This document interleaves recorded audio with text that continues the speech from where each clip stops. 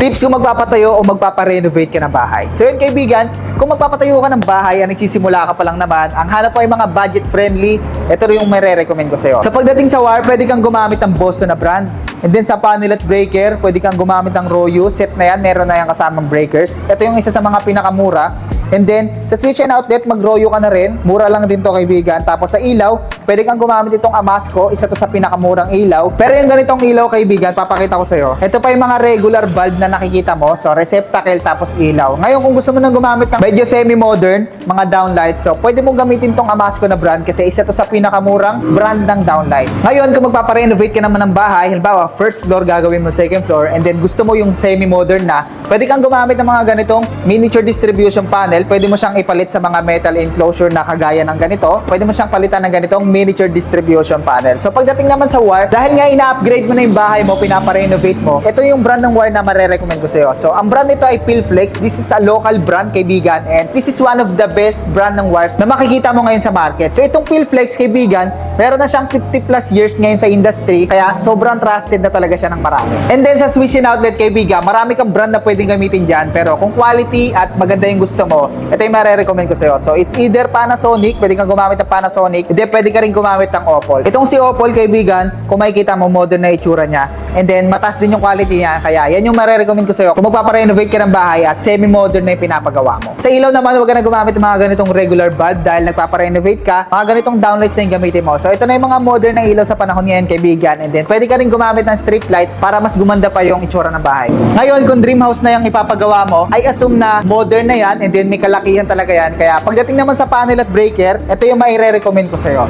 So miniature distribution panel pa rin siya, pero marami na siyang breaker. Itong nire-recommend ko sa'yo na to kaibigan, this is a third generation electrical panel kung saan modern na yung panel niya, modern na rin yung mga breakers, and set mo na itong makukuha. So meron na siyang panel, meron na siyang breakers, and may kasama na rin siyang COM bus bar for easy wiring. Nga pala kaibigan, this is a ready to install panel, so pwede mo siyang install ng pa-surface type. So kapag ka-surface type, hindi siya nakalubog sa pader, then kung gusto mo siya ilubog sa pader, flash type naman yung gagamitin mong installation. So kung modern yung design ng dream house mo, perfect talaga tong ganitong panel kasi kung makikita mo naman, aesthetic talaga yung itsura niya. And pagdating naman sa wire kaibigan, pwede kang gumamit ng Phelps Dodge na brand, and then pwede ka rin gumamit ng Pilflex. Halos same lang naman yung quality niya kaibigan, ang pinagkaiba lang, this is a local brand, Pilflex, and ito namang Phelps Dodge, this is an American brand. So may pagkakaiba ba sila sa price? Yes, may pagkakaiba sila sa price. Mas mahal tong si Phelps Dodge dahil nga ito ay American brand. Pareho naman yung trusted at pareho yung mataas ng quality. At kung ipagtatanong-tanong mo kaibigan, isa talaga yan sa pinakamagagandang brand ng wire. So sa ilaw, medyo marami ako may re-recommend sa'yo. Kung gusto mo ng mga elegante at magandang tignan na ilaw,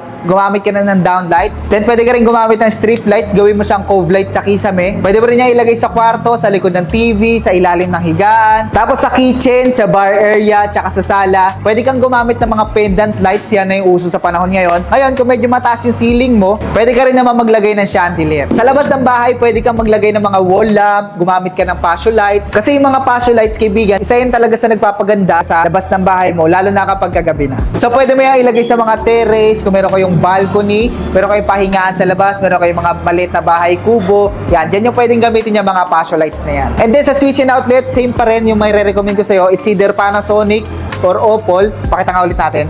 So, itong Opal, kung makikita mo yan, meron tayong white dyan. And then, meron din tayong mga ganito dark gray. So, kung light color yung wall mo, pwede mong gamitin itong dark gray na Opal. And then, kung dark color naman, kagaya nito, yung wall mo, pwede kang gumamit nitong white color na Opal switch and outlet. So yun yung mai-recommend namin sa inyo guys kung magpapatayo o magpaparenovate kayo ng bahay or magpapagawa kayo ng dream house nyo. Kaya kung meron kayong mga gusto ipa-quote or i-canvas basta about electrical kaibigan, i-message or tawagan nyo lang kami. Send nyo sa amin yung mga inquiries nyo guys. Free quotation naman tayo. And kung around Metro Manila lang naman kayo guys, puntahan nyo na kami dito sa ating physical store. Nandito na naman tayo sa Karuhatan, Valenzuela City, malapit sa SM Valenzuela. So yun lang guys, kung meron kayong mga kakilala na magpapatayo o magpaparenovate ng bahay, share nyo tong video na to para meron din silang idea.